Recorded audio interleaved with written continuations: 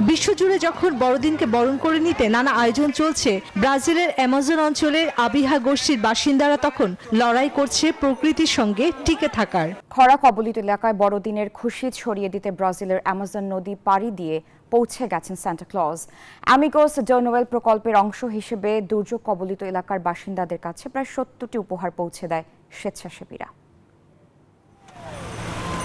ঝকঝকে আইসলেট নয়, উড়ন্ত হরিণ, প্রতিস্থাপন পালতোলা নৌকা, কাঁধে তার মস্ত বড় ঝুলি, কখনো হেঁটে আবার কখনো বা গাড়িতে করে পাড়ি দিচ্ছেন চড়াই উতরাই রাস্তা। অবহেলিত সম্প্রদায়ের শিশুদের মধ্যে আনন্দ ছড়িয়ে দিতে ব্রাজিলের মানাউস অ্যামাজনে পৌঁছে গেছেন সান্টা ক্লজ।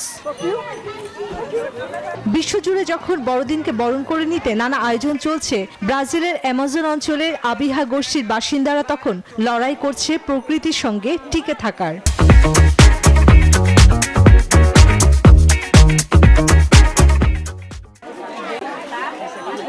আনন্দ ছড়িয়ে দিতে পৌঁছে গেছে সান্টা ক্লজ। অ্যামিগোস ডে নোয়েল প্রকল্পের অংশ হিসেবে এই উদ্যোগ নেওয়া হয়।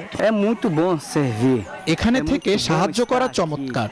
এই শিশুদের জন্য হাসি এবং বড়দিনের আনন্দ আনতে এই সম্প্রদায়ের কাছে এসেছি। স্বেচ্ছাসেবকেরা জীবন যুদ্ধের সংগ্রাম করে বেঁচে থাকা এমন পরিবারগুলোকে প্রায় 70টি উপহার বিতরণ করে।